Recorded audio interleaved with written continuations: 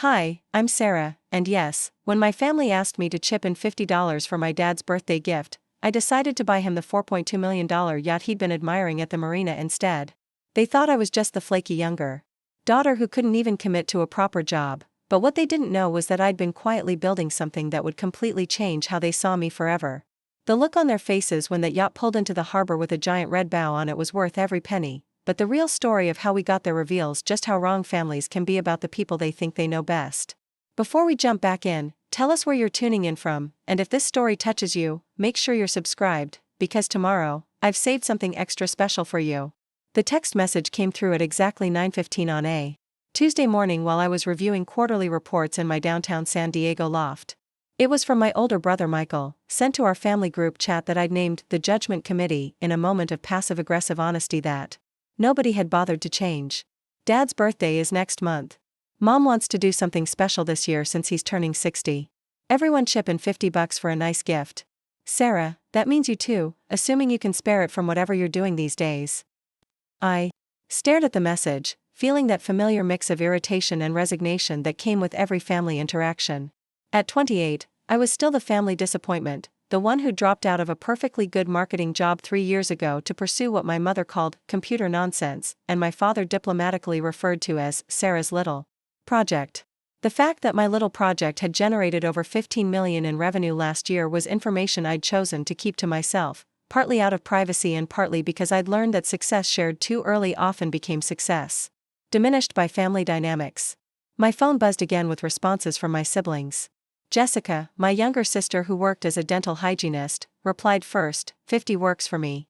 What kind of gift are we thinking? Michael followed up with his typical efficiency, something practical. Maybe a new tool set for the garage or one of those electric grills he's been looking at. I scrolled up through months of similar exchanges, each one a small reminder of my place in the family hierarchy. Michael, 32 and married with 2 kids, worked as an engineer at a defense contractor and owned a house in the suburbs with Linda, his wife of 6 years. Jessica, 25 and engaged to her college boyfriend Kevin, had just bought a condo in Oceanside and was planning a destination wedding in Hawaii. They were the success stories, the ones who'd followed the prescribed path of stable careers, appropriate relationships, and measurable achievements. Then there was me, living alone in a converted loft space that my mother described as bohemian when she was being kind and concerning when she wasn't. I drove a 7-year-old Honda Civic that I'd bought in cash and wore the same rotation of jeans and sweaters that I'd accumulated over the years. To my family, I looked exactly like what they expected, a woman approaching 30 with no clear direction, no significant relationship, and no apparent ambition beyond whatever mysterious activities kept me glued to my laptop 14 hours a day. The irony was that I'd deliberately cultivated this image. When TechFlow Solutions, the cybersecurity consulting firm I'd founded in my spare bedroom, started gaining traction, I made a conscious decision to keep my success private. I'd watched too many families torn apart by money, seen too many relationships change when wealth entered the equation. My parents had raised us middle class, comfortable but not extravagant, and I wasn't ready to disrupt that dynamic. Plus, there was a part of me that wanted to know who my family really was when they thought I couldn't contribute much to their lives. It was a test I'd been running for 3 years now, and the results were consistently disappointing. Every birthday, every holiday, every family gathering reinforced the same narrative. Sarah was sweet but directionless, well-meaning but unreliable, someone to be patient with rather than someone to be proud of. My father, Robert, was the exception. Where my mother Linda made worried comments about my future and my siblings offered unsolicited career advice, Dad simply accepted me as I was. He'd worked as a boat mechanic at Harbor Island Marina for over 20 years, maintaining and repairing everything from weekend fishing boats to luxury yachts. His hands were permanently stained with engine grease, his back was starting to curve from decades of leaning over boat engines, and his greatest joy in life was the 30 minutes he spent each evening walking the docks and admiring the vessels he'd never be able to afford. I knew this because I'd started joining him on those walks 2 years ago, initially as a way to spend time together without the rest of the family's commentary, but gradually because I found his knowledge fascinating. Dad could look at any boat and tell you its history, its capabilities, its maintenance requirements. He spoke about sailing the way other people talked about religion, with a reverence that bordered on worship. That's the serendipity, he told me 6 months ago, stopping in front of a gleaming white yacht that seemed to glow under the marina's lights. 68-foot azimuth flybridge. Owner's some tech executive from Los Angeles who uses it maybe 3 times a year. Shame, really. A boat like that is meant to be lived on, not just admired. I'd studied the yacht with new interest, noting the sleek lines, the spacious deck, the way it seemed to promise adventure and freedom in equal measure. What would something like that cost? Dad had laughed, the sound carrying a mixture of longing and resignation. More than I'll make in a lifetime, sweetheart. 4.2 million, last I heard. But a man can dream, right? That conversation had stayed with me, adding another layer to my growing understanding of the gap between my family's perception of possibility and my actual resources. Here was my father, a man who'd worked his entire life maintaining other people's dreams, convinced that his own dreams were permanently out of reach. Meanwhile, his daughter had the means to change that reality but couldn't figure out how to bridge the divide without fundamentally altering their relationship. Now, staring at Michael's text about chipping in $50 for Dad's birthday, I felt something shift inside me. The request wasn't just about money, it was about my perceived ability to contribute meaningfully to our family's important moments. $50 was what you asked from someone you weren't sure could handle more, someone whose financial situation you questioned, someone whose priorities you doubted. I opened my laptop and navigated to the secure portal where I monitored TechFlow's financial status. The numbers that appeared on the screen represented 3 years of 18-hour days, countless client presentations, and a carefully built reputation in the cybersecurity industry. My company now employed 47 people, maintained contracts with Fortune 500 companies, and had been approached by 3 different acquisition firms in the past 6 months alone. More importantly, my personal net worth had crossed the $20 million threshold 4 months ago, a milestone I'd celebrated. Alone with takeout Chinese food and a documentary about ocean exploration. I could buy Dad's dream yacht with pocket change, barely denting my investment portfolio or affecting my daily life in any measurable way. But the decision to do so would change everything. It would reveal the carefully maintained fiction of my underachievement, force conversations I'd been avoiding for years, and potentially transform family dynamics in ways I couldn't predict or control. It would also mean admitting that I'd been lying by omission for 3 years, allowing my family to worry about my future while I accumulated wealth beyond their imagination. I walked to the floor-to-ceiling windows that overlooked San Diego Bay, watching the morning sunlight dance across the water.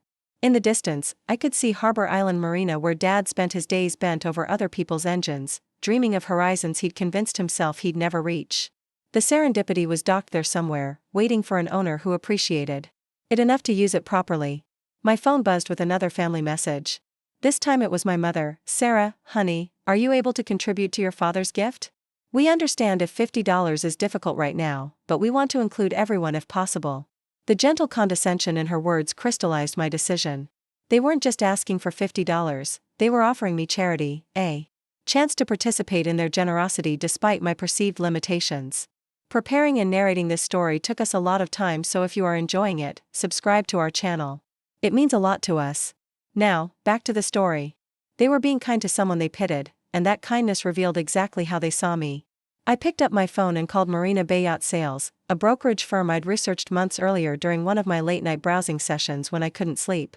The receptionist transferred me to a senior broker named Patricia Chen, whose voice carried the professional warmth of someone accustomed to dealing with significant transactions. I'm interested in purchasing a specific yacht, I told her, settling into my desk chair and opening a new document on my computer. It's a 68-foot azimuth flybridge called Serendipity, currently docked at Harbor Island Marina. I believe it's listed at 4.2 million. Patricia's tone shifted slightly, becoming more focused. Yes, I'm familiar with that vessel. It's a beautiful boat, very well maintained. Are you working with a broker currently, or would you like me to represent you in the transaction? I'd like to move quickly, I continued, surprising myself with my decisiveness. What's the fastest timeline for completing a purchase, assuming financing isn't an issue? Well, that depends on several factors, Patricia replied. Survey requirements, title transfers, registration paperwork. If you're paying cash and the current owner is motivated, we could potentially close within 2 weeks. May I ask about your timeline requirements? I need it completed within 3 weeks, I said, calculating backward from Dad's birthday. The purchase is a gift, and the timing is important. Patricia paused, and I could hear keyboard clicking in the background. That's certainly achievable. Would you like to schedule a viewing? I should mention that a vessel of this caliber typically requires a marine survey, especially for insurance purposes. I've seen the boat, I said, which was technically true, though my viewing had consisted of admiring it from the dock during evening walks with Dad. What I need is information about gifting procedures. The recipient will need clear title, proper registration, and all documentation transferred to his name. Ah, a gift purchase, Patricia said, and I detected a note of intrigue in her voice. Those are always special transactions. Yes, we can absolutely handle all the documentation for a gift transfer. There will be some tax implications to consider, but nothing that can't be managed properly. Cost isn't a primary concern, I told her, a phrase I'd never spoken aloud before but which felt surprisingly natural. I want this handled professionally. And discreetly. The recipient works at Harbor Island Marina, so word can't get out before the reveal. Understood completely, Patricia assured me. We'll handle everything confidentially. When would you like to meet to begin the paperwork? Today, if possible. This afternoon. After ending the call, I sat in the sudden silence of my loft, processing what I'd just set in motion. In the span of a single phone conversation, I'd committed to spending more money than my family thought I'd see in a lifetime, all because they'd asked me to chip in $50 for a birthday gift. The mathematics of it were absurd, but the emotional logic felt perfectly clear. I opened a new message in our family group chat and typed, "Count me in for Dad's gift. I've got some ideas I'm working on." Then I added, almost as an afterthought, "Let's make this birthday one he'll never forget." Michael responded within minutes, "Great. Looking forward to seeing what you come up with." I could practically hear the patronizing tone through the text, the assumption that my contribution would be something heartfelt but modest, probably handmade, definitely not quite on the level of whatever practical gift they'd eventually settle on. Jessica chimed in with heart emojis and, "So excited to celebrate Dad properly." Followed by Mom's inevitable, "We're just happy you're participating, sweetheart." Their responses confirmed everything I'd suspected about my role in the family dynamic. I was the charity case, the one they included out of obligation rather than expectation.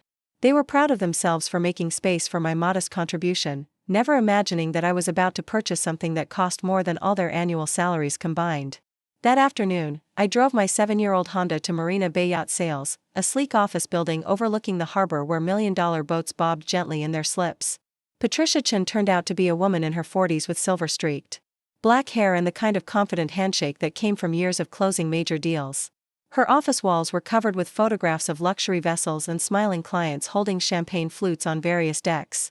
"Before we proceed," Patricia said, settling behind her desk with a leather portfolio, "I want to make sure we're aligned on expectations. The Serendipity is priced at $4.2 million, which includes all current equipment, furnishings, and electronics.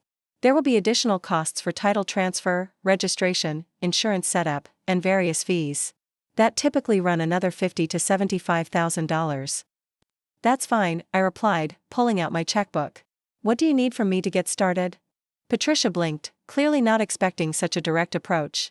"Well, typically we begin with proof of funds, then move through a formal offer process, negotiations, survey arrangements." "The boat is priced fairly?" I interrupted. "Very fairly, yes. It's been on the market for 4 months, which is actually quite reasonable for a vessel in this price range." "Then let's skip the negotiations. I'll pay asking price, waive the survey requirement, and close as quickly as possible." I began writing a check, the pen feeling surreal in my hand as I formed numbers that would have seemed impossible 3 years ago. "This is earnest money. How much do you need to move forward?" "Immediately?" Patricia stared at the check I'd placed on her desk. $500,000, written in my careful handwriting, signed with the same signature I used for grocery store receipts and coffee shop tips. "Ms. Johnson," she said slowly, "this is certainly the most straightforward boat purchase I've handled in 15 years. Is there any reason we can't close within 2 weeks?" "None whatsoever, assuming the current owner agrees to the timeline." Patricia was already reaching for her phone. "Let me contact the seller immediately. A cash offer at asking price with no contingencies should be very appealing."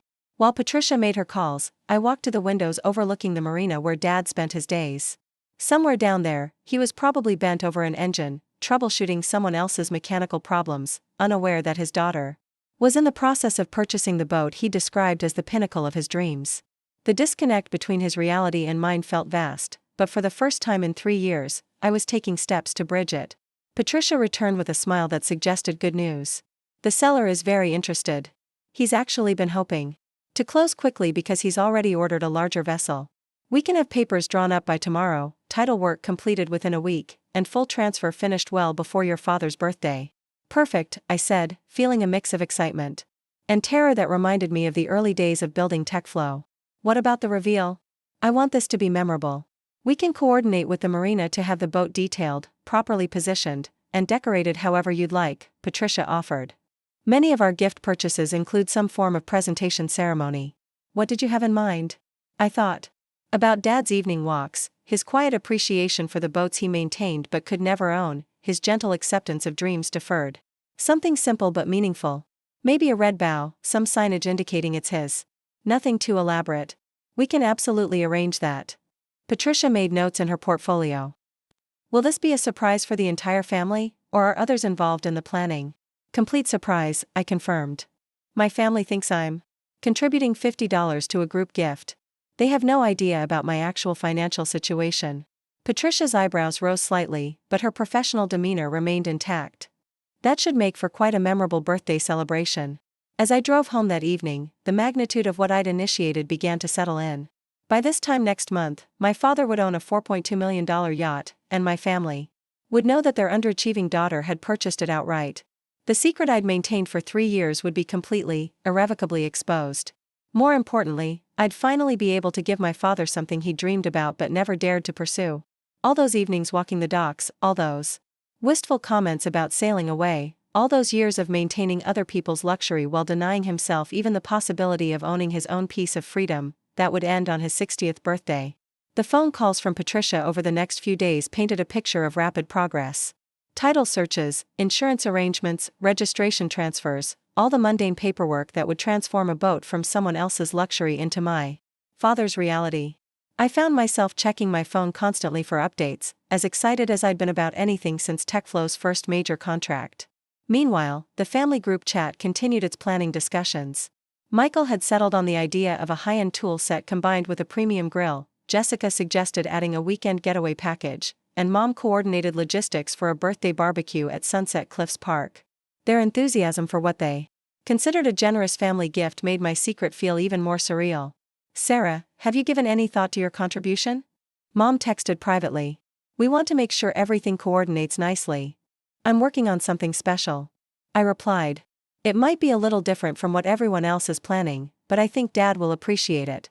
That's wonderful, honey. You know how much he values thoughtful gifts over expensive ones. Her comment struck me as unintentionally prophetic. Dad did value thoughtfulness, but he'd never had the opportunity to experience true luxury.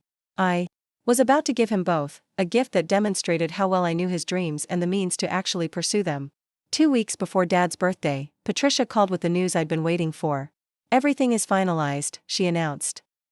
The serendipity is officially yours, and we've completed all the paperwork for the gift transfer to your father. The boat is being detailed and prepared for presentation this weekend. How does it look? I asked, suddenly nervous about details. I hadn't considered. I mean, is it really as beautiful as I remember? Patricia laughed. Miss Johnson, your father is going to be speechless. We've had the entire vessel professionally cleaned and inspected. Everything is in perfect working order, and frankly, it's one of the most stunning boats in the harbor. You've given him something extraordinary. That weekend, I drove to Harbor Island Marina for a private viewing of my purchase. Patricia met me at the dock, leading me down a pier I'd walked dozens of times with Dad to a slip I knew well. But seeing the serendipity up close, knowing it now belonged to my father, transformed everything about the familiar space. The yacht was magnificent.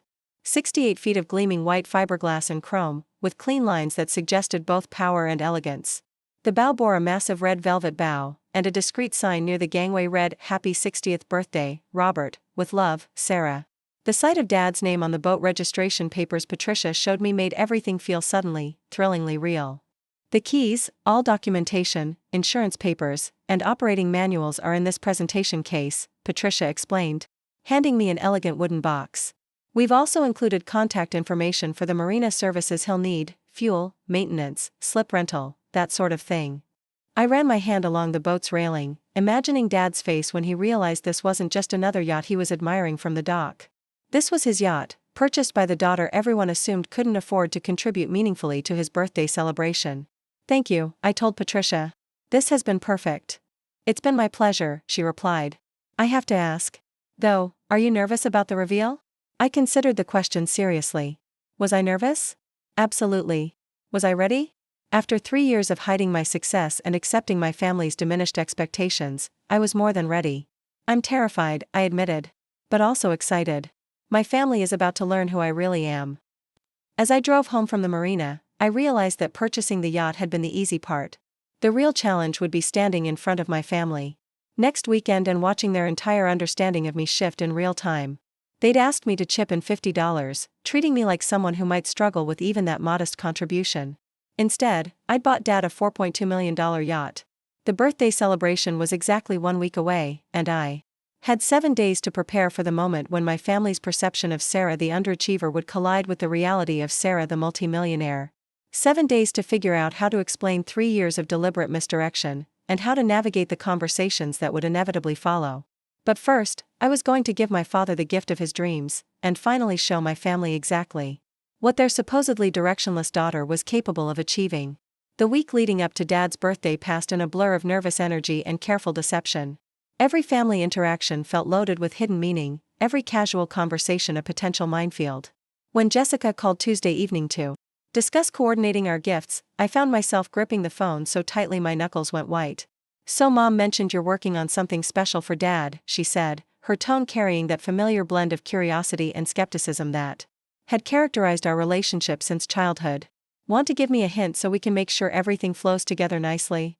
I stared out my loft windows at the harbor lights, knowing that somewhere in that constellation of boats, the serendipity waited with Dad's name on the registration papers. "It's something personal," I managed. "Related to his love of boats. I think it'll complement whatever you and Michael are planning." "That's sweet," Jessica replied, and I could hear Kevin's television in the background, some sports commentary that reminded me how normal their evening was compared to the surreal reality I was navigating. "You know Dad appreciates anything that shows you're thinking of him. He was just saying the other day how much he enjoys those walks you two take around the marina." The irony of her comment wasn't lost on me. Those walks had inspired the most expensive gift in our family's history, but Jessica assumed my contribution would be something modest and sentimental. "He really loves those boats," I said carefully. "He does. Sometimes I think he would have been happier as a yacht owner instead of just fixing them for other people." Jessica laughed. "Can you imagine Dad on some fancy boat? He'd probably spend the whole time worrying about the engine instead of enjoying the sailing." "Maybe he'd surprise you," I suggested, thinking about the comprehensive boating safety courses I'd secretly enrolled him in as part of the gift package. Patricia had recommended ensuring Dad was properly certified for a vessel the size of the Serendipity, so I'd arranged for him to receive private instructions starting the week after his birthday. Of course, my family had no idea about those plans either. After Jessica hung up, I walked to my computer and opened the secure folder where I'd been documenting every aspect of the yacht purchase. Bank transfers totaling $4.7 million when all fees were included. Insurance policies listing Robert Johnson as the primary owner of a luxury vessel. Marina slip rental agreements prepaid for 2 years. Maintenance contracts with Harbor Island's premium service department. Each document represented a piece of my father's new reality, a life I was about to give him that he'd never imagined possible. The financial impact on my personal accounts was noticeable but not problematic. TechFlow's quarterly distributions alone covered the yacht purchase, and my investment portfolio continued generating returns that exceeded my living expenses by significant margins. What struck me wasn't the money I'd spent, but how easy it had been to spend it. 3 years ago, I couldn't have afforded a down payment on a decent car. Now I'd purchased a luxury yacht on a whim because my family had asked me to contribute $50 to a birthday gift. Wednesday brought an unexpected complication when Mom called during my lunch break. "Sarah, honey, I wanted to talk to you about the party this weekend," she began, her voice carrying that particular tone she used when she was trying to manage family dynamics diplomatically. "Michael and Jessica have put together something really lovely for your father, and we want to make sure your contribution fits in appropriately." "What do you mean?" I asked, though I suspected where this conversation was heading. "Well, they've spent quite a bit on his gifts, and we don't want you to feel pressured to match their level of contribution. Your thoughtfulness matters more than the price tag, and we want you to feel comfortable with whatever you're able to do." I set down my sandwich, processing the gentle condescension in her words. Mom was trying to protect me from embarrassment, assuming that my siblings' combined gift would dwarf whatever modest offering I'd managed to scrape together. She had no concept that my contribution had already exceeded their annual salaries combined. "I appreciate that, Mom," I said carefully. "But I think I've got something Dad will really appreciate." "Of course you do, sweetheart. You know your father better than anyone in some ways. He's always been proud of how creative and thoughtful you are." Creative and thoughtful. The diplomatic words parents used when their children weren't conventionally successful. I wondered what words she'd use next weekend when she learned that her creative, thoughtful daughter had quietly become wealthier than the rest of the family combined. Thursday afternoon brought a call from Patricia with final logistics for the yacht presentation. We've coordinated with the marina manager to have the Serendipity moved to the prime visitor slip Saturday morning, she explained. It'll be the first thing anyone sees when they enter the marina, and we've arranged for professional photography to capture the moment. Photography? I hadn't considered documenting the reveal, but suddenly it seemed important to have some record of the moment. My family's understanding of me completely shifted. Complimentary service for purchases of this magnitude, Patricia assured me. Plus, your father might appreciate having professional photos of his new yacht. We can be discreet about it if you prefer. That would be perfect, I agreed, imagining the look on Dad's face when he realized the boat was his. After years of admiring other people's vessels from the dock, he'd finally have his own piece of the dream he'd been chasing since childhood. Friday evening arrived with a family dinner at my parents' house in Carlsbad, a modest ranch-style home where Dad had lived for over 20 years. The familiar surroundings felt different now, charged with the knowledge that everything was about to change. As I helped Mom set the table, I found myself studying the small details that revealed my parents' careful financial management. The dining room furniture they'd bought when Jessica started high school and couldn't afford to replace. The kitchen appliances that Dad maintained meticulously because purchasing new ones would strain their budget. The single-framed photograph of Dad standing next to a luxury yacht he'd worked on, his expression mixing pride and longing. That's a beautiful boat, I commented, gesturing toward the photograph. Dad looked up from his plate, following my gaze. 70-footer I restored. About 5 years ago. Owner had let the engine go to hell, but she was magnificent once we got her running properly. His eyes softened with the memory. Took her out for sea trials when we finished. 20 minutes of sailing on something that perfect, and I understood why people spend their life savings on boats. Why don't you get one? Michael asked, cutting his steak with the casual confidence of someone who'd never had to choose between wants and needs. I mean, something smaller obviously. There are plenty of decent boats for 20 or 30,000. Dad smiled the patient smile of someone who'd explained this reality many times before. Son, 20,000 is more than I make in 6 months. After taxes and living expenses. Plus there's slip rental, maintenance, insurance, fuel costs. Boats are expensive even when they're cheap. But you could finance something, Jessica suggested. Kevin's cousin bought a fishing boat on payments. At my age, taking on debt for a luxury doesn't make sense, Dad replied gently. I'm perfectly happy admiring other people's boats and keeping them running. Besides, ownership comes with responsibilities I'm not sure I want. I listened to this exchange with growing excitement, knowing that in less than 24 hours, Dad's perspective on boat ownership would be dramatically tested. He'd spoken about financial limitations and responsibilities, but I was about to remove both obstacles completely.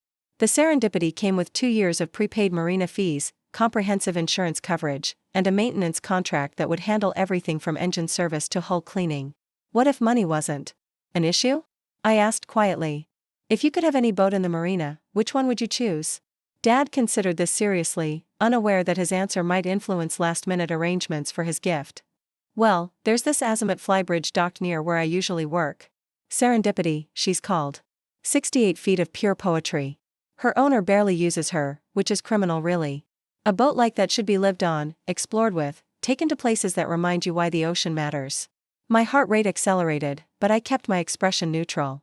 Sounds like you've given this some thought.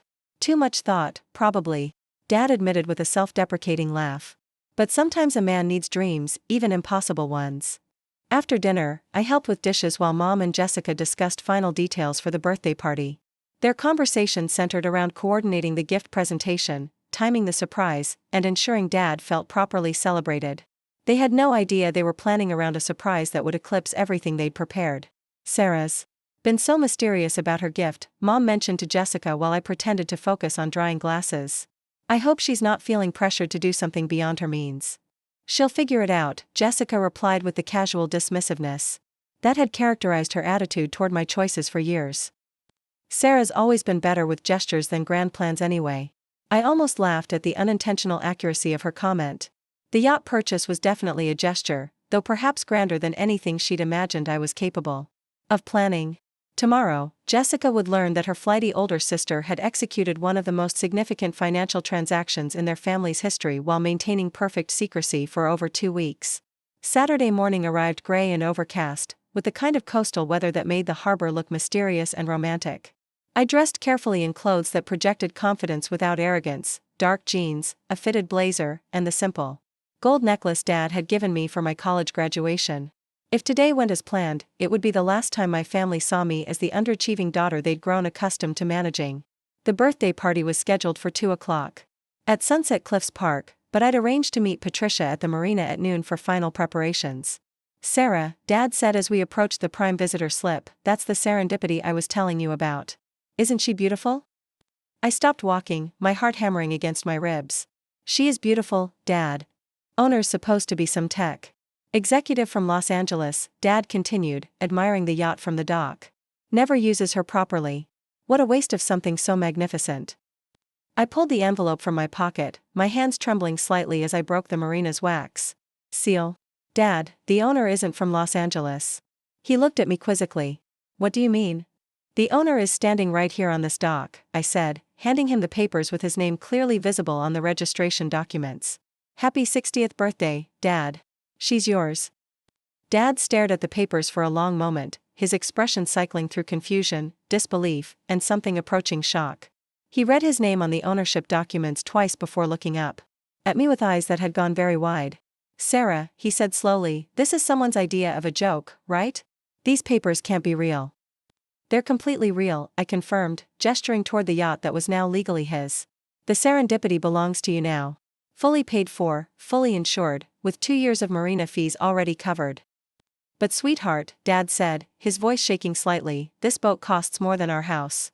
More than I'll make in my entire lifetime. How could you possibly?" "Because I can afford it," I interrupted gently. "Because you've spent 20 years maintaining other people's dreams, and it's time you had your own." Dad looked from the papers to the boat to me, his mind clearly struggling to process the reality of what was happening. "Sarah, honey, I don't understand. How could you afford something like this? Where did you get this kind of money?" It was the question I'd been preparing for, but hearing it asked directly still made my stomach clench with nervousness. "Dad, for the past 3 years, I've been running a cybersecurity consulting company called TechFlow Solutions. We've grown from just me in my apartment to 47 employees and contracts with major corporations. The company is worth about $50 million now, and I own 60% of it." The silence that followed felt enormous. Dad stared at me like I'd just told him I was secretly an astronaut or a foreign princess. Around us, the normal sounds of the marina continued, boats creaking against their moorings, seagulls calling, the distant hum of weekend activity, but between us, everything had gone completely still. 50 million, Dad repeated slowly. "You're telling me my daughter, who I thought was struggling to find direction, is worth $50 million? Closer to 20 million personally," I corrected, as if that distinction made the revelation any less shocking. "The company's worth 50, but I have business partners and employees who own shares."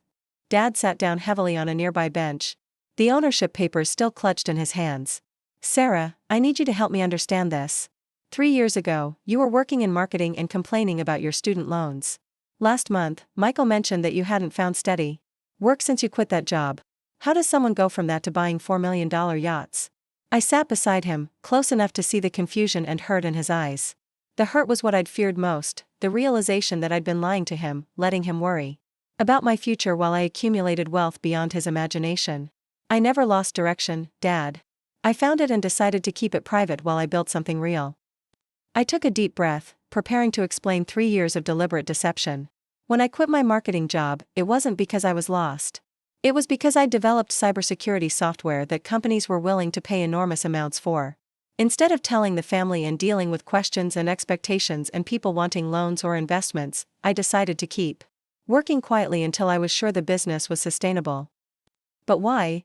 Dad asked, his voice carrying genuine bewilderment. "Why let us think you were struggling? Why let your mother worry about your future?" "Because I wanted to know who you all really were when you thought I couldn't contribute much to your lives," I admitted, the honesty feeling both liberating and terrifying. "I wanted to see how the family treated someone they perceived as unsuccessful. And honestly, Dad, the results weren't always great." Dad absorbed this for several moments, his gaze shifting between the yacht registration and my face. "So when Michael asked you to chip in $50 for my birthday gift. I had already decided to buy you the boat you've been admiring for months, I finished. The $50 request just confirmed how little they think I'm capable of contributing. And your mother? Your siblings? They have no idea? As I drove toward Harbor Island, I felt the same mixture of excitement and terror that had accompanied every major milestone in my business career. The difference was that this time, the stakes were personal rather than professional. Patricia waited near the marina entrance, her professional smile brighter than usual. Ready for the big reveal? She asked as we walked toward the visitor slips. As ready as someone can be for completely changing their family's perception of them, I replied, surprised by my own honesty. The serendipity looked magnificent in the prime slip, her white hull gleaming despite the overcast sky. The red bow I'd requested had been replaced with something even more dramatic, a massive red ribbon that wrapped around the entire boat, with an elegant bow position near the boarding ladder. A discreet sign reading, "Happy 60th Birthday Robert Johnson. From your loving daughter Sarah," was positioned where it would be clearly visible but not ostentatious. "We've also prepared this," Patricia said, handing me an elegant envelope sealed with the marina's emblem. "The ownership papers, registration documents, insurance information, and operating manuals. Everything your father needs to take possession immediately." I tucked the envelope into my blazer pocket, feeling the weight of the papers that would transform Dad from someone who admired boats to someone who owned one of the finest vessels in the harbor.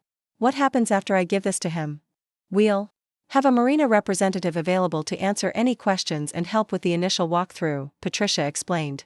"Your father can take possession today if he wants, though most new owners prefer to schedule their first sail with an experienced captain until they're comfortable with the vessel's systems." At 1:30, I drove to Sunset Cliffs Park where my family had gathered for Dad's birthday celebration. The sight of their modest setup, card tables, grocery store cake, and carefully wrapped gifts that probably totaled less than $500, made my secret feel enormous. They'd planned a sweet, thoughtful party that reflected their genuine love for Dad and their careful approach to family finances. In about 30 minutes, I was going to completely disrupt their understanding of what was possible. Dad hugged me when I arrived, his embrace carrying the warmth and acceptance that had made him my favorite family member.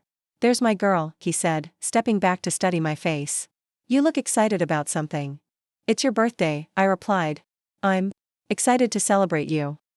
Michael and Linda had brought a professionally wrapped package that I suspected contained the tool set they discussed. Jessica and Kevin presented a smaller box that was probably the sailing gloves and marine radio they'd mentioned during planning calls. Mom had prepared Dad's favorite chocolate cake and was arranging 60 candles with the precision of someone who wanted everything perfect. "Before we do cake and gifts," I announced, my heart pounding so hard I was sure everyone could hear it, "I have something special I'd like to show Dad." "Sarah's mysterious contribution," Jessica said with an indulgent smile. "We've all been wondering what you were planning." "It's not exactly something I can wrap," I continued, pulling my car keys from my pocket. "Dad, would you mind taking a drive with me? There's something at the marina I want you to see." Dad's expression shifted to curiosity mixed with concern. "Is everything okay, sweetheart?" "Everything's perfect," I assured him. "I just need about 20 minutes to show you something important." Michael checked his watch with the impatience of someone whose schedule was being disrupted. "Can't it wait until after presents? We've got the whole party planned out." "Actually, this is Dad's present," I said, surprising myself with how confident I sounded. "The thing I've been working on. But it's at the marina." Mom looked confused. "What kind of gift is at the marina?" I met Dad's eyes directly, seeing the trust and curiosity there. "The kind that changes everything. Will you come with me?" Dad nodded slowly, his natural curiosity winning over his confusion. "Of course, honey. Let me grab my jacket." As we walked toward my car, I heard Jessica whisper to Michael, "What do you think she's planned? Some kind of boat tour or something?" Michael's response was too quiet to hear, but his tone suggested the skepticism that had colored his perception of my choices for years. In a few minutes, that skepticism would be replaced by something else entirely. The drive to Harbor Island took 12 minutes, during which Dad made casual conversation about the overcast weather and its effect on weekend boating activity.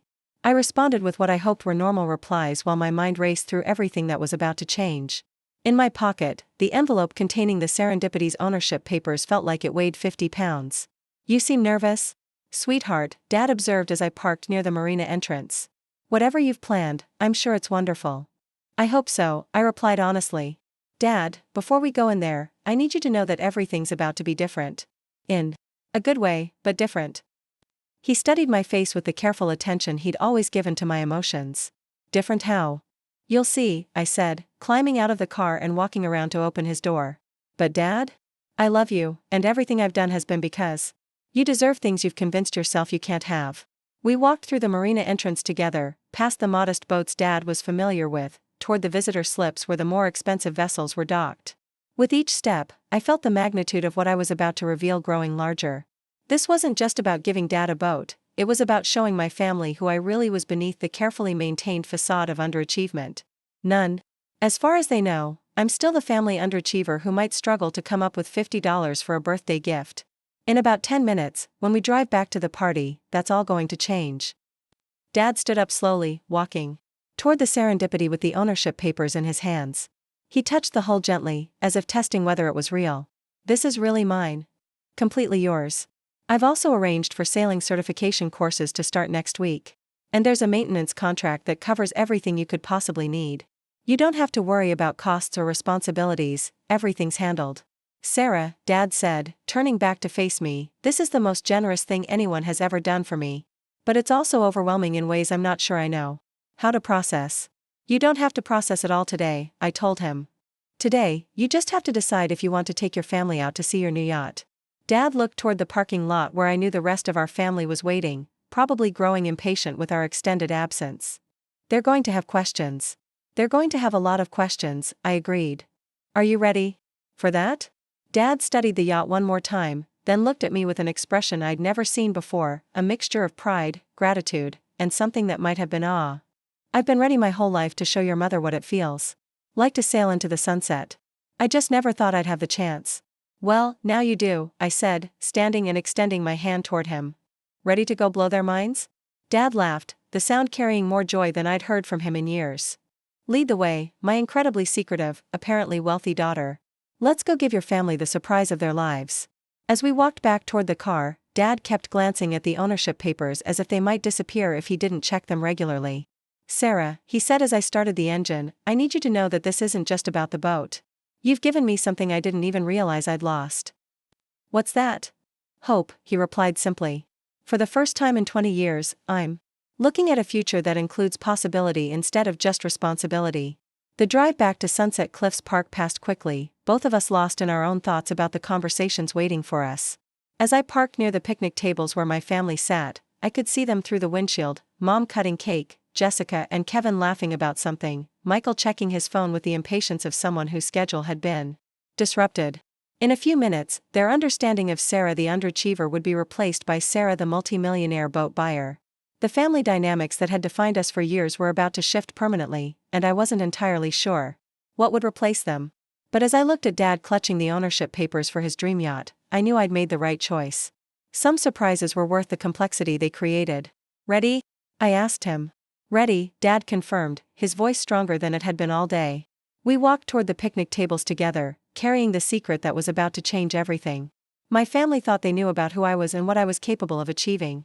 The conversation we were about to have would be one none of us would ever forget. The silence that greeted our return to the birthday party was immediate and telling. Mom looked up from the cake she was serving, her expression shifting from mild concern to something approaching alarm when she saw Dad's face. He walked with a different posture now, carrying himself like someone who had just received life-changing news, which of course he had. Robert, you look like you've seen a ghost, Mom said, setting down the cake server and moving toward us. What happened at the marina? Jessica and Michael had stopped their conversation mid-sentence, both studying Dad's expression with the kind of focused attention that suggested they sensed something significant had occurred. Kevin continued scrolling through his phone, oblivious to the shift in family energy, but Linda set down her drink and watched us with the sharp awareness of someone trained to read people's emotional states. Well, Dad said, his voice carrying a tremor of excitement he was trying to control, Sarah has given me the most extraordinary birthday gift in the history of birthday gifts. What kind of gift? Mom asked, her tone cautious in the way it became when she suspected one of her children had done something potentially problematic. I felt the weight of every eye at the picnic table focusing on me, and for a moment, I understood why I'd kept my success secret for so long. This attention, this scrutiny, this moment when I would have to explain not just what I'd done but who I really was beneath 3 years of careful misdirection. The comfortable anonymity of being underestimated was about to disappear forever. Dad, why don't you tell them? I suggested, hoping he would find the words I was struggling to locate. Dad pulled the ownership papers from his jacket pocket, his hands steadier now than they'd been at the marina. Sarah has purchased a yacht for me. A 68-foot azimuth flybridge called Serendipity that I've been admiring at the marina for months. The silence that followed was so complete I could hear the ocean waves crashing against the cliffs. Below us, Michael's fork stopped halfway to his mouth, a piece of chocolate cake balanced precariously on the tines. Jessica's eyes went wide, then narrowed as if she was trying to solve a complex math problem. Mom sat down heavily in the nearest chair, her face cycling through expressions too quickly for me to interpret. "I'm sorry," Michael said slowly, "did you say Sarah bought you a yacht?"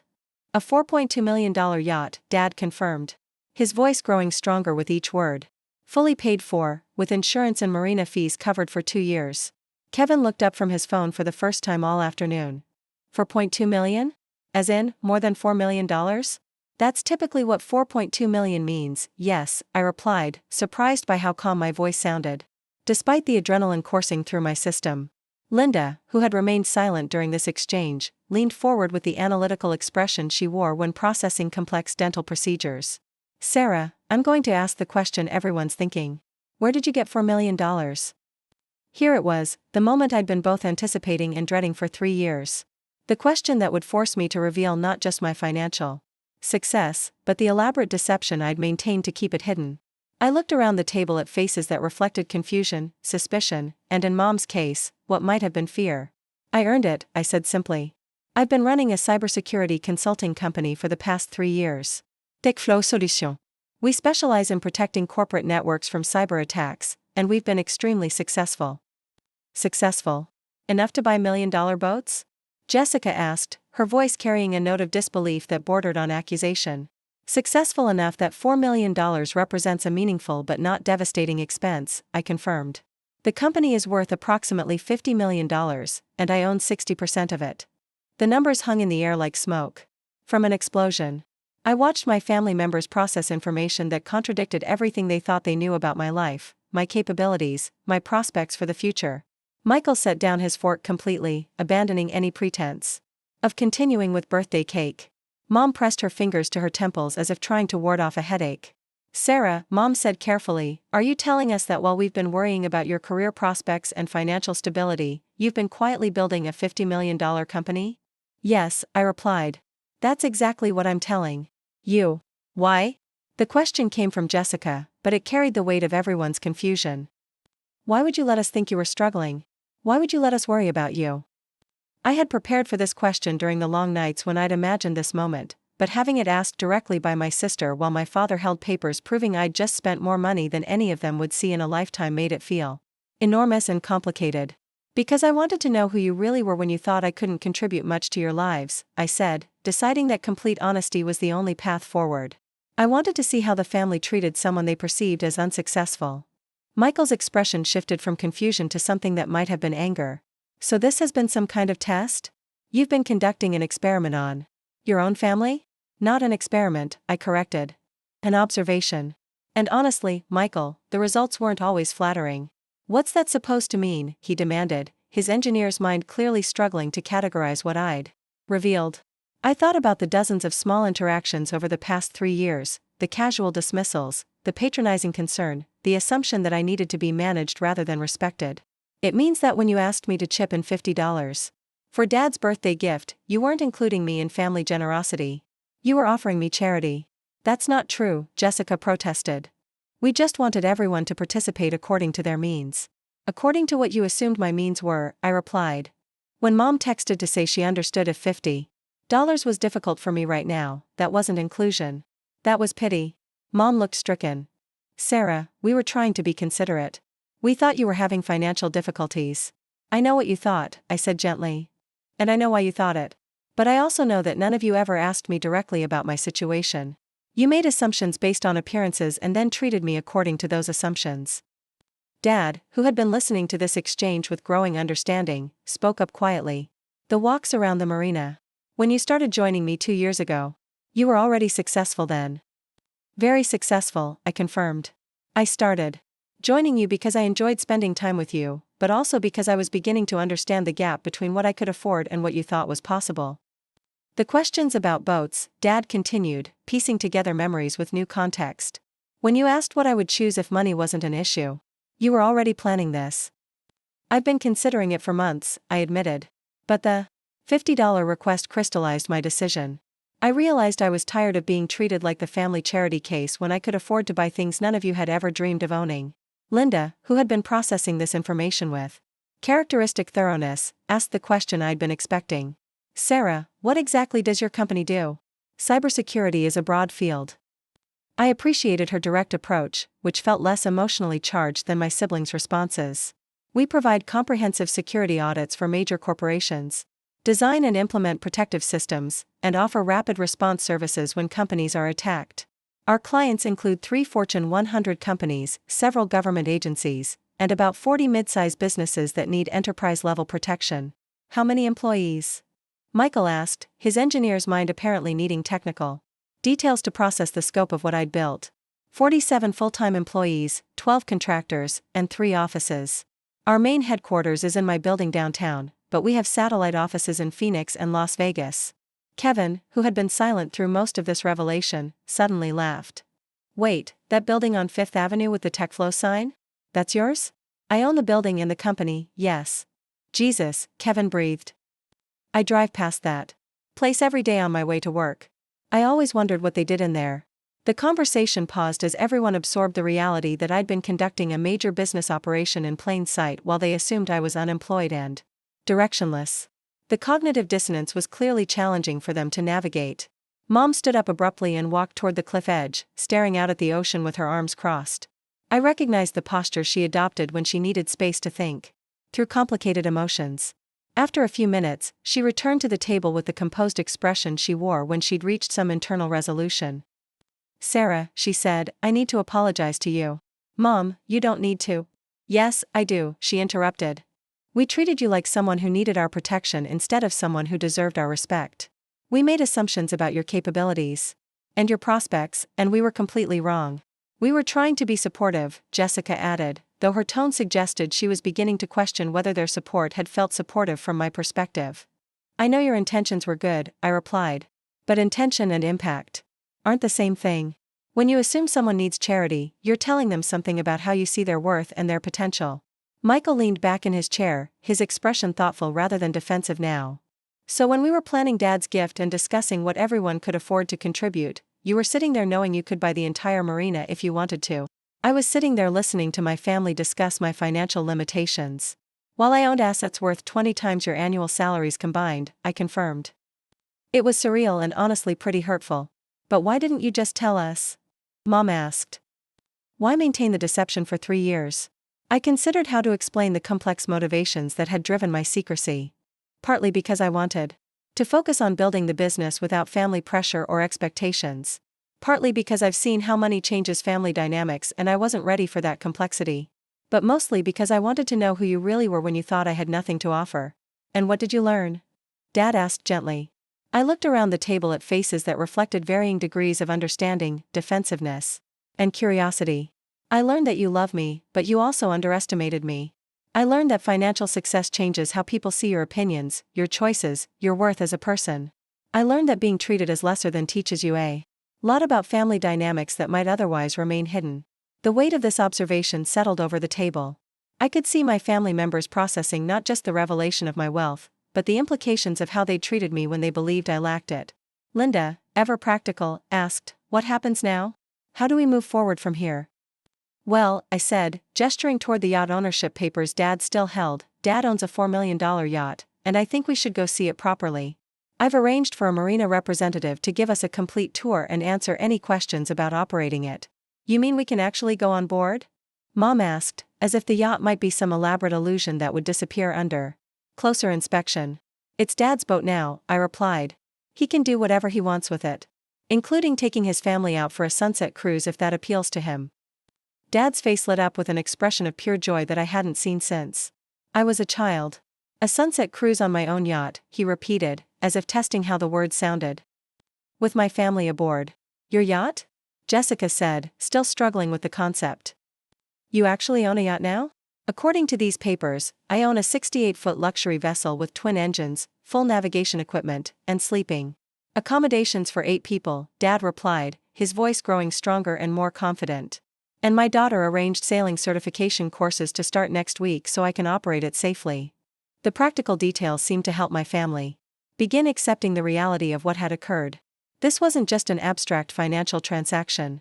It was a physical object they could touch and explore, a tangible representation of capabilities they hadn't known I possessed. Sarah, Michael said slowly, I owe you an apology.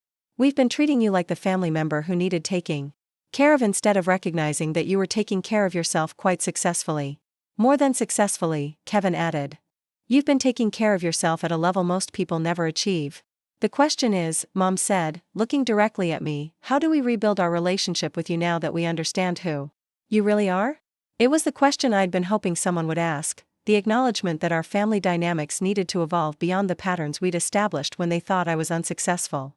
We start by seeing each other clearly, I suggested. No more assumptions about anyone's capabilities or limitations. No more charity disguised as inclusion. And we celebrate Dad's new yacht, Jessica added, her enthusiasm finally catching up with the reality of the situation. I can't believe our father owns a luxury yacht. I can't believe our sister bought him a luxury yacht without any of us suspecting she could afford it, Michael replied, shaking his head in amazement. Dad stood up, clutching the ownership papers like a talisman. Well then, shall we go see what $4.2 million looks like up close? The drive to Harbor Island Marina became a convoy, with my family distributed across 3 cars, everyone suddenly eager to see the physical proof of Dad's new ownership. I rode with Mom and Dad, listening to them process the day's revelations. Through a mixture of questions, wonder, and occasional bursts of laughter when the absurdity of the situation struck them. Sarah, Mom said from the passenger seat, I keep thinking about all the times I worried about your future, all the conversations your father and I had about how to help you find direction. We were worried about the wrong person entirely. You were worried about someone who didn't exist, I replied. The version of me you were concerned about was never real. I've been focused and directed this entire time, just not in ways you could see. $20 million, Dad mused, as if testing how the number felt in his mouth. My daughter is worth $20 million. Your daughter built something that generates value for other people, I corrected. The money is just how we measure that value in our economic system.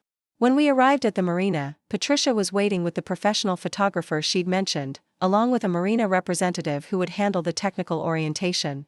The serendipity looked even more magnificent than it had earlier, if that was possible, her hull reflecting the late afternoon sunlight like polished pearl. My family clustered at the edge of the dock, staring at the yacht with expressions that ranged from awe to disbelief. The red ribbon I'd requested had been perfectly positioned, and the birthday sign was clearly visible but tastefully discreet. That's really yours now, Dad? Jessica asked, her voice small with wonder. According to these papers, it's really mine, Dad confirmed, though he still sounded slightly stunned by the concept. Patricia approached our group with the warm professionalism that had characterized all our interactions. Mr. Johnson, congratulations on your new vessel. Would you like to come aboard for a complete tour? The next hour passed in a blur of technical explanations, safety demonstrations, and gradually increasing excitement as my family explored every inch of Dad's new yacht. The main salon with its leather seating and entertainment center. The fully equipped galley with restaurant-quality appliances. The master stateroom with panoramic windows overlooking the harbor. The flybridge with its commanding view of the ocean. Mom ran her fingers along the polished wood trim in the main cabin, her expression thoughtful. This is beautiful, Robert. This is the kind of boat you see in magazines. This is the kind of boat I've spent 20 years maintaining for other people, Dad replied, his voice carrying a note of wonder. I never imagined I'd be standing in one as the owner. Michael, ever practical, peppered the marina representative with questions about maintenance schedules, insurance requirements, and operational costs. When he learned that I'd prepaid 2 years of marina fees and arranged comprehensive maintenance contracts, his expression shifted to something approaching respect. Sarah really thought of everything, he told Dad. You don't have to worry about any of the financial responsibilities that typically come with boat ownership. Because I wanted Dad to experience pure enjoyment without stress, I explained. He spent his entire career managing other people's marine responsibilities. This is his chance to simply enjoy being on the water. As the sun began setting over the harbor, Dad made the decision I'd been hoping for. Who wants to take a short cruise to celebrate properly?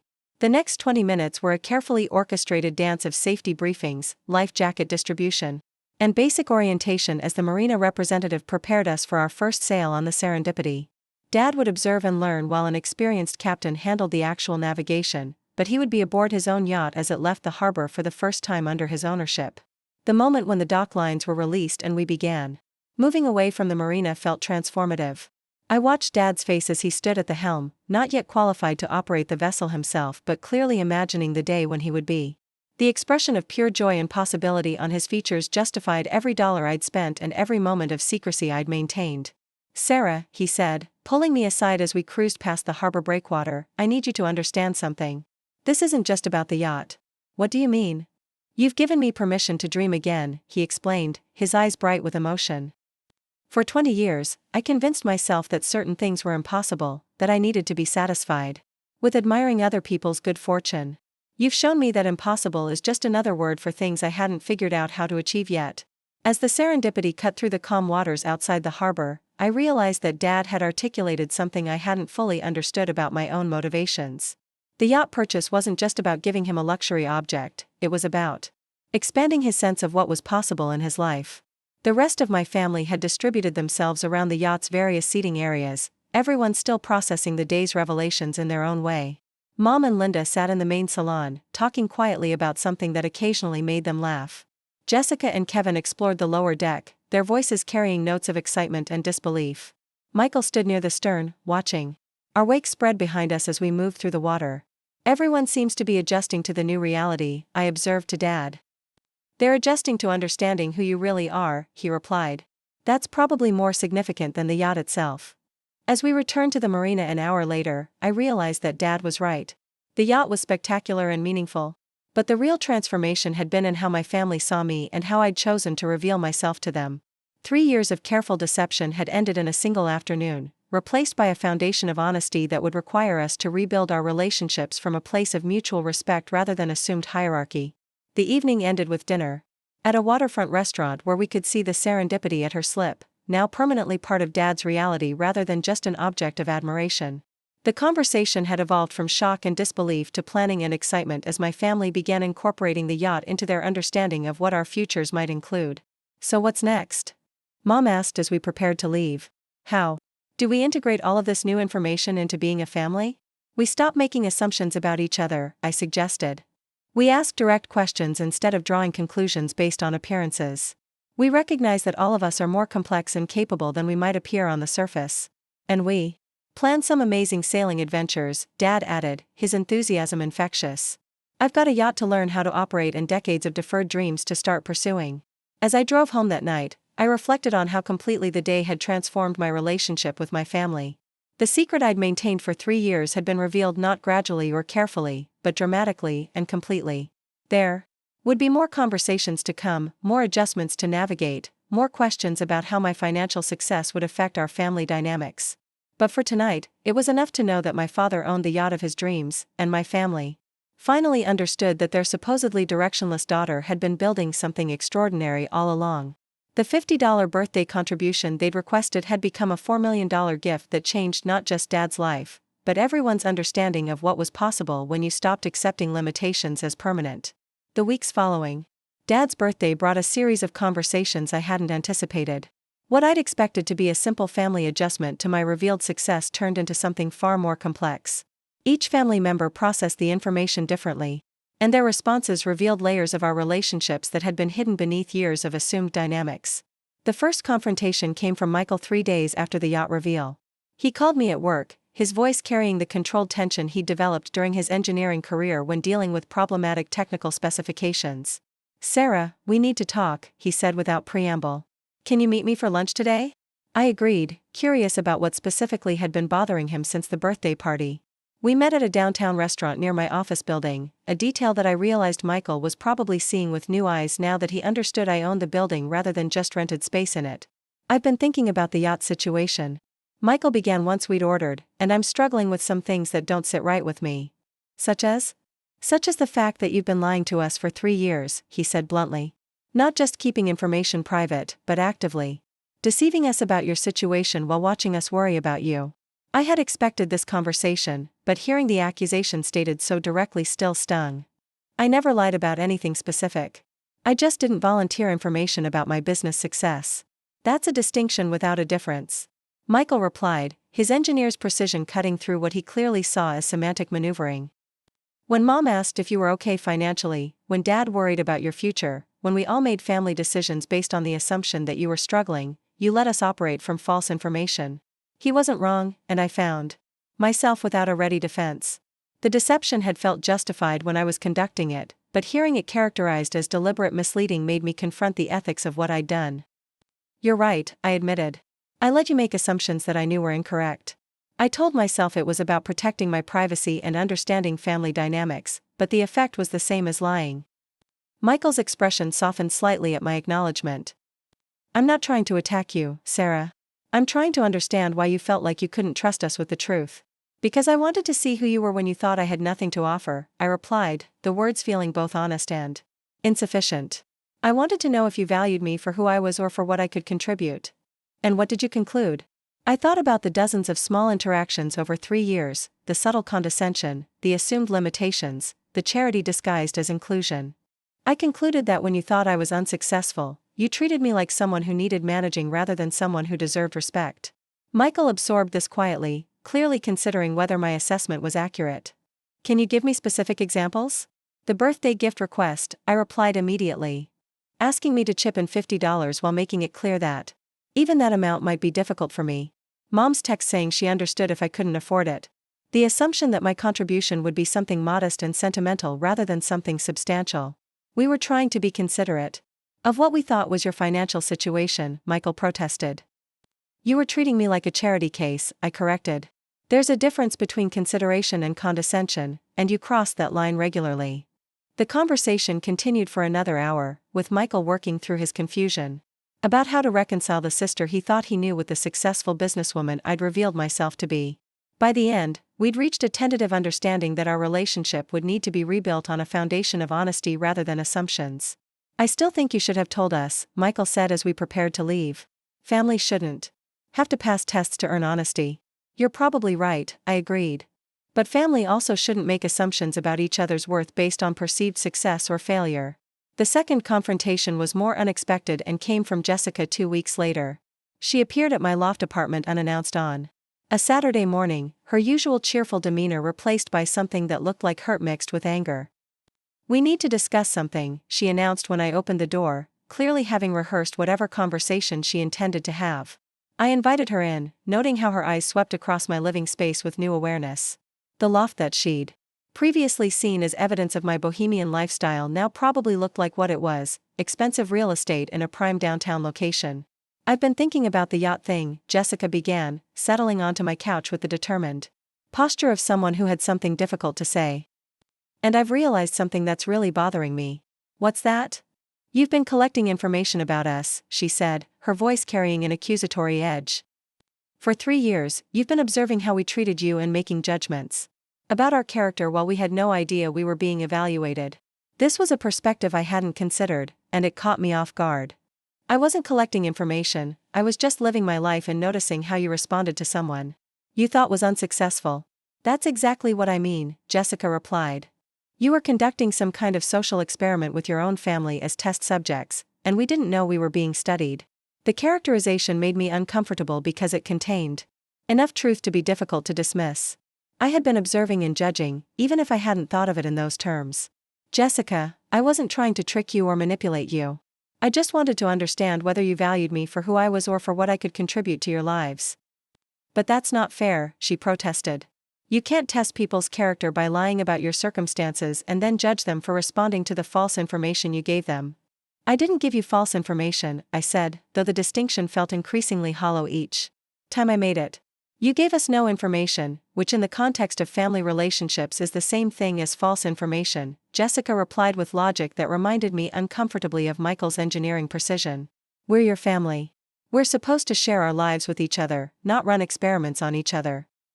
The conversation with Jessica was more emotionally charged than the one with Michael, partly because her hurt felt more personal and partly because her accusations were harder to defend against. She was right that I'd been making judgments about their character based on their responses to information I'd deliberately withheld. You want to know what really bothers me? Jessica continued. It's not that you're successful or that you bought Dad an expensive gift.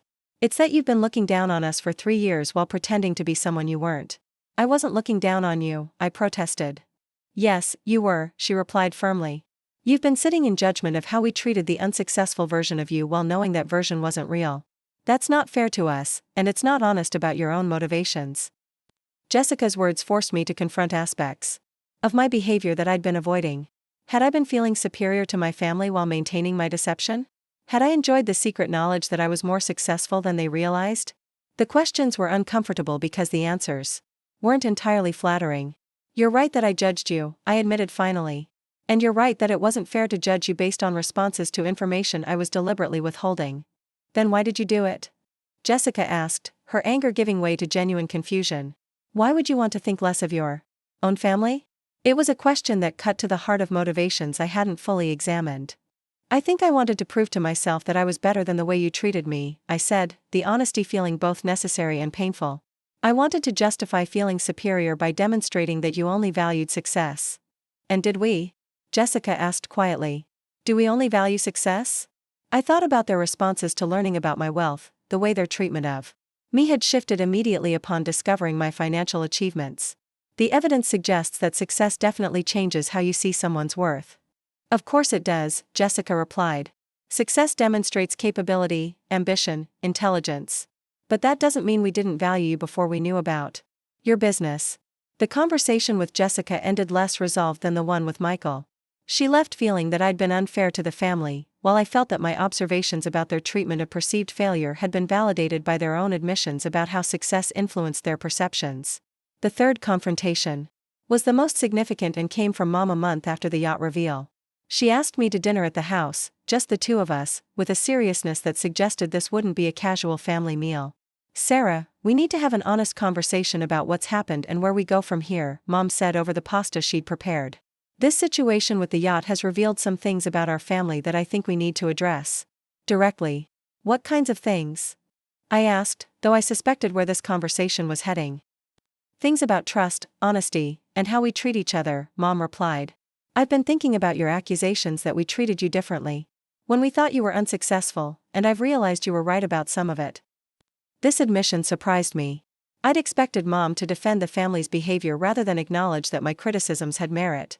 We did treat you like someone who needed protection rather than someone who deserved respect, she continued. We made assumptions about your capabilities and then acted on those assumptions without ever asking you directly about your situation.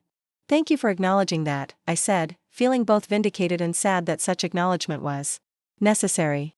But Sarah, Mom continued, her tone becoming more serious, I also think you need to acknowledge that your response to our behavior was problematic in its own way. How so? You responded to being underestimated by deliberately deceiving us for 3 years, Mom said bluntly. Instead of correcting our assumptions or asserting your actual capabilities, you allowed us to continue treating you in ways you found hurtful while secretly judging us for it. The accusation stung because it was accurate. I had chosen deception over direct communication, observation over assertion, secret superiority over honest confrontation. You're right, I admitted. I chose the passive-aggressive approach instead of just telling you that your assumptions about me were wrong and hurtful. Why? Mom asked. Why choose deception over honesty with your own family? It was the question I'd been avoiding, and answering it required admitting things about myself that weren't entirely admirable. Because deception felt safer than vulnerability, I said slowly. If I told you I was successful and you still treated me badly, that would have hurt more than being treated badly when you thought I was unsuccessful. So you protected yourself by lying to us, Mom observed. I protected myself by controlling the information you had about me, I corrected, though. The distinction felt increasingly meaningless. Sarah, that's a form of emotional manipulation, Mom said gently but firmly. You controlled our responses by controlling our information, then judged us for responding to false premises. The conversation with Mom was the most difficult because she combined acknowledgement of the family's mistakes with clear-eyed assessment of my own problematic choices. She didn't allow me to maintain the narrative that I'd been purely a victim of their misperceptions. What bothers me most, Mom continued, is that you've wasted 3 years of honest relationship with us. We could have been proud of your success, excited about your achievements, supportive of your business growth. Instead, we spent 3 years worrying about a problem that didn't exist while you sat in judgment of our concern. I wasn't ready for the complications that come with family knowing about significant wealth, I explained. I've seen how money changes family relationships. So you decided to deprive us of the opportunity to prove we could handle your success. Maturely, Mom replied. You made the decision for all of us based on your fears about how we might respond. The conversation forced me to confront the selfishness inherent in my choices. I had prioritized my own emotional protection over honest relationship with my family, then used their responses to my deception to justify my behavior. You're right, I said finally. I made choices based on fear and control rather than trust and honesty. I'm sorry for that. I accept your apology, Mom replied. But I also need you to understand that rebuilding trust after 3 years of deception is going to take time and effort from everyone. The most unexpected confrontation came from Dad 2 days before Christmas. He asked me to meet him at the marina where the Serendipity was docked, having completed his sailing certification courses and grown comfortable operating the yacht independently. I've been thinking about something, Dad said as we walked along the dock toward his boat. Something about the yacht and what it represents. What do you mean? I've been wondering whether you bought me the yacht because you love me and wanted to give me something meaningful, or because you wanted to prove something to the family about your success, Dad said, his directness catching me off guard. The question was more perceptive than I'd expected, and it forced me to examine motivations I hadn't fully acknowledged even to myself.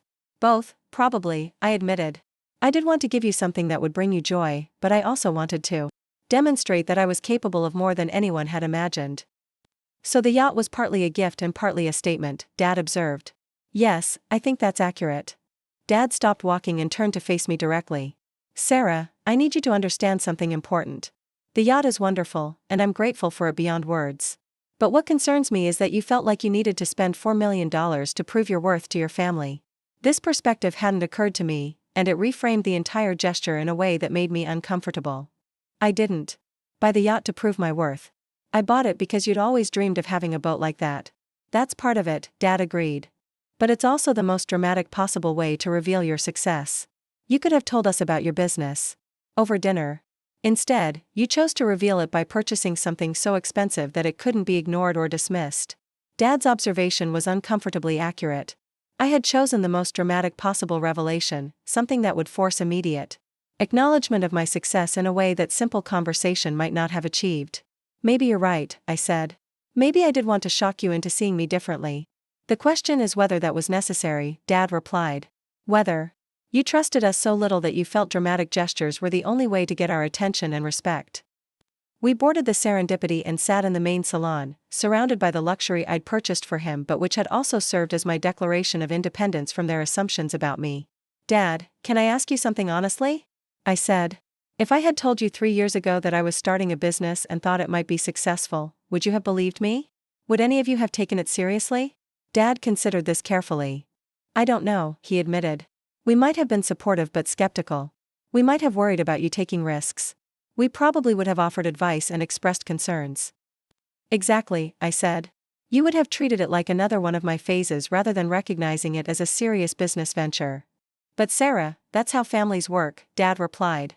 We express concern and offer support and sometimes get things wrong. The solution isn't to shut us out until you can prove us wrong with million-dollar gestures. Then what is the solution?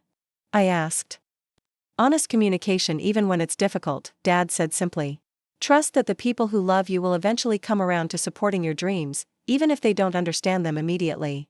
The conversation with Dad was the most constructive of all the confrontations because it focused on how we could rebuild our relationships rather than just processing the damage that had been done.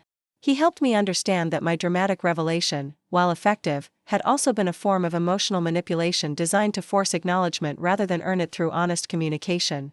These confrontations, spread across several months, forced me to examine not just my family's behavior but my own motivations and choices. The narrative I'd constructed about being misunderstood and underestimated was true, but it was incomplete. I had also been manipulative, controlling, and self-protective in ways that damaged our relationships.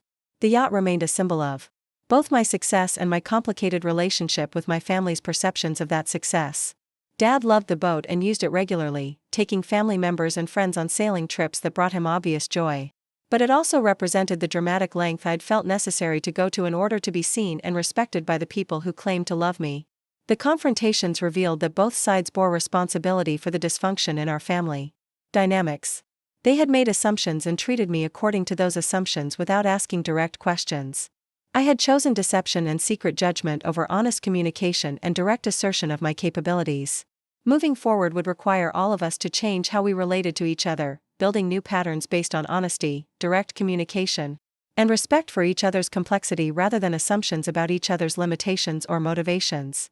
2 years after Dad's 60th birthday, I stood on the deck of the Serendipity watching the sunset paint the Pacific in shades of gold and crimson.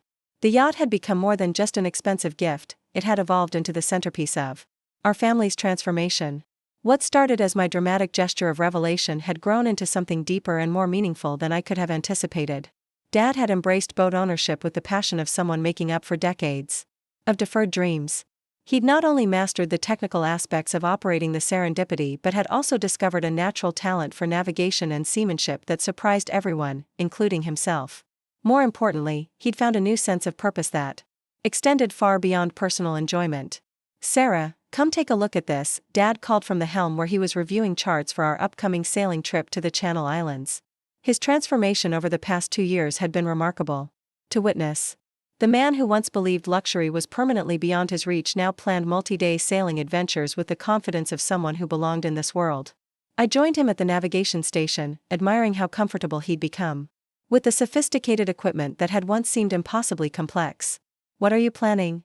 "I've been thinking about that conversation we had last month," Dad said, referring to a discussion about how the yacht had changed more than just his recreational options. About using the Serendipity for something meaningful beyond family enjoyment. The conversation he referenced had emerged during one of our regular sailing trips when Dad mentioned feeling slightly guilty about owning something so luxurious while knowing that many people struggled with basic needs. His comment had sparked a family discussion about wealth, responsibility, and the purpose of abundance. "I've been researching marine therapy programs," Dad continued, pointing to a folder of printed materials beside the charts. "Organizations that take veterans, disabled children, and people recovering from trauma out on sailing trips for therapeutic purposes." I examined the brochures he'd collected, impressed by the thoroughness of his research. "This looks extensive. You've really been thinking about this seriously." "I have," Dad confirmed. "The Serendipity sits empty most weekdays while I'm working. Instead of letting her sit idle, we could partner with these organizations to provide sailing experiences for people who would never otherwise have access to something like this." The idea aligned perfectly with how I'd been reconsidering my own relationship with wealth and family over the past 2 years. The confrontations following the yacht reveal had forced me to examine not just how I'd handled my success, but what I wanted that success to accomplish beyond personal satisfaction. "What would that look like practically?" I asked, genuinely interested in how such a program might work. "I've spoken with 3 different organizations," Dad explained, his enthusiasm growing as he outlined his vision. "They provide trained staff and handle insurance requirements. I would volunteer as captain and provide the vessel. We could host therapeutic sailing trips twice a week, maybe more during summer months." The proposal represented everything I'd hoped the yacht might accomplish for Dad but hadn't dared to expect. Rather than simply enjoying a luxury, he was envisioning how to transform that luxury into service for others. It was exactly the kind of purposeful approach to abundance that our family had been discussing during our ongoing conversations about wealth and responsibility. "I think that's a brilliant idea," I told him. "What do you need to make it happen?" "Mainly coordination and some additional safety equipment," Dad replied. "The organizations handle most of the logistics, but I'd need to complete additional certification courses for working with special needs passengers." "Consider it done," I said immediately. "Whatever training, equipment, or coordination you need, I'll handle the costs and arrangements."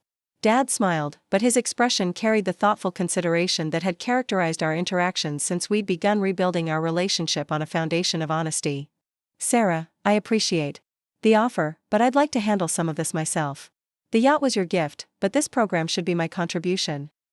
His response reflected how much our family dynamics had evolved over the past 2 years. The dad who had once accepted my $4 million gift without question now asserted his own agency and desire to contribute meaningfully. It was a small but significant indication of how the yacht had changed his sense of what was possible in his life. "What if we approach it as a partnership?" I suggested. "You handle the coordination and volunteer your time as captain. I'll cover any costs for additional equipment or training. That way, we're both contributing our resources to something meaningful." "That feels right," Dad agreed.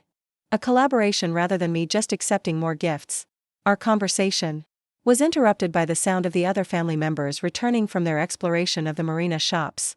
Mom appeared first, carrying a bag of groceries for our planned dinner aboard the yacht, followed by Michael and Linda with their 2 children, and Jessica and Kevin, who had driven down from Oceanside for the weekend gathering. These regular family sailing trips had become a tradition that none of us had anticipated but all of us treasured. The serendipity provided a neutral space where we could continue the ongoing process of rebuilding our relationships away from the familiar patterns and assumptions that had characterized our interactions for decades. "Uncle Sarah, can we sleep on the boat tonight?" asked Emma, Michael's 7-year-old daughter, using the title she'd adopted despite my attempts to correct her grammar. "That's up to your parents," I replied, "but the boat is certainly big enough for everyone."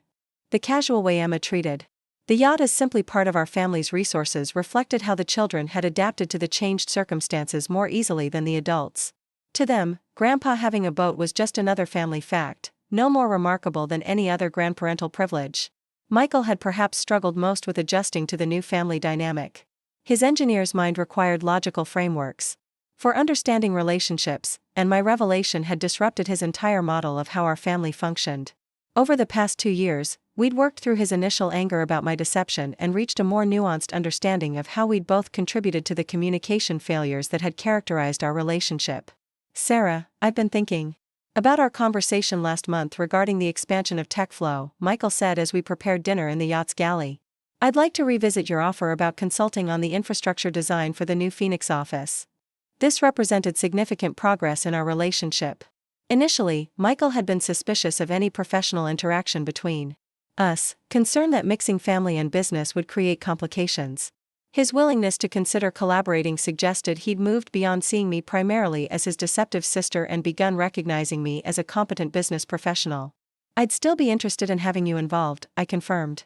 "Your expertise in systems design would be valuable, and I think working together professionally might help us continue rebuilding our relationship." Jessica's adaptation had been different but equally significant. Rather than struggling with the technical aspects of our changed dynamic, she'd focused on the emotional implications of learning to see me as someone fundamentally different from who she'd believed me to be. Her process had involved grieving the loss of the sister she thought she knew while getting acquainted with the person I actually was. "I still can't believe you kept such a huge secret for so long," Jessica said, settling into the main salon with a glass of wine. "But I'm starting to understand why you felt like you needed to."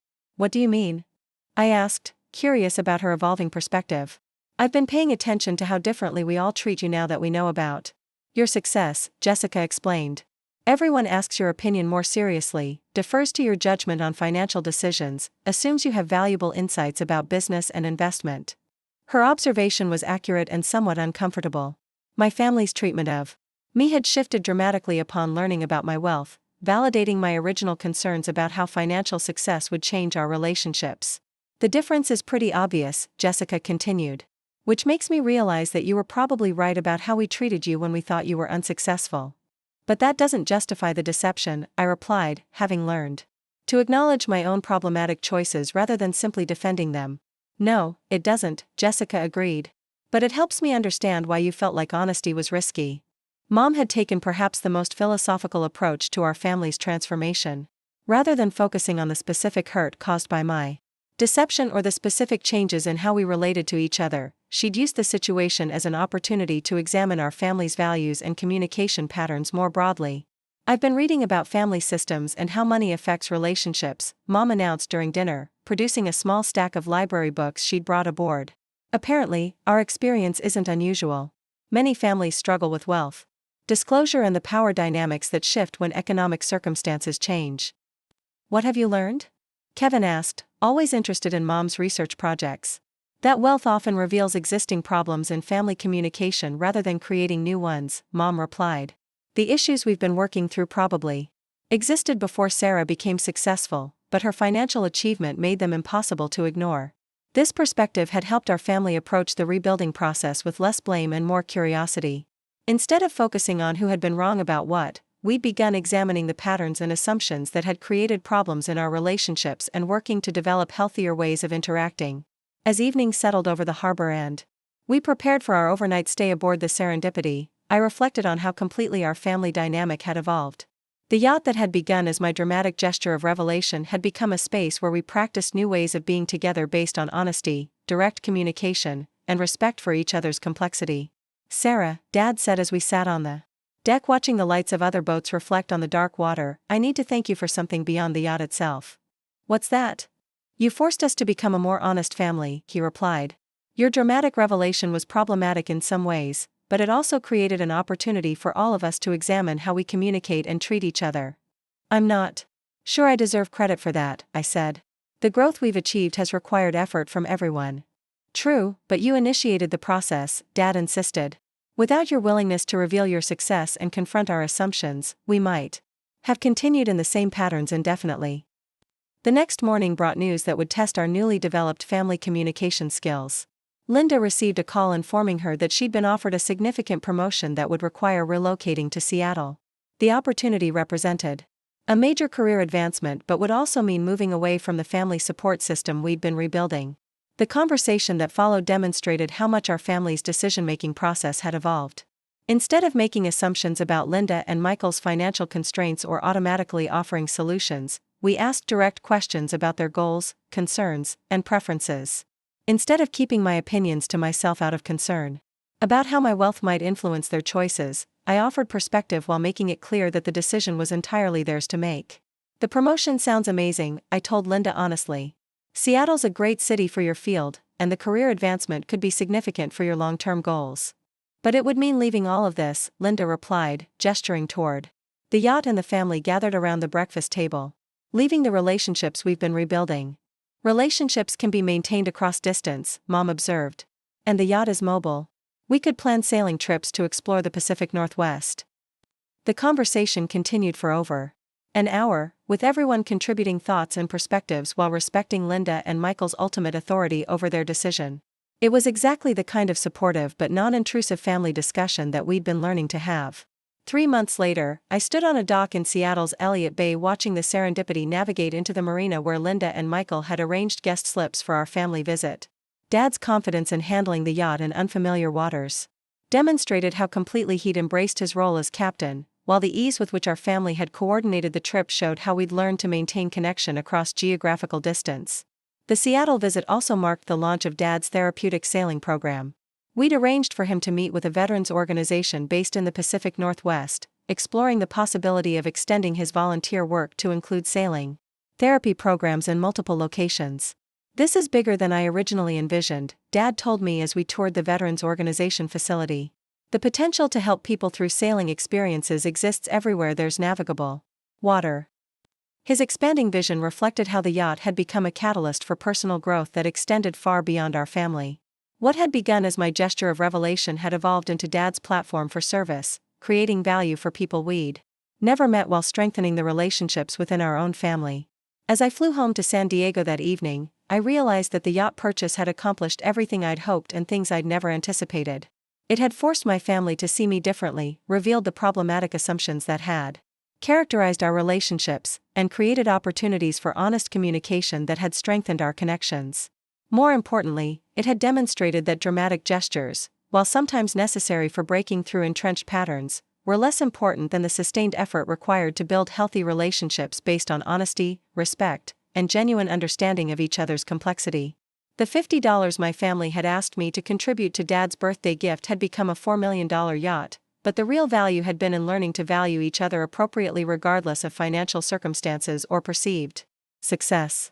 Up next, you've got 2 more standout stories right on your screen. If this one hit the mark, you won't want to pass these up. Just click and check them out.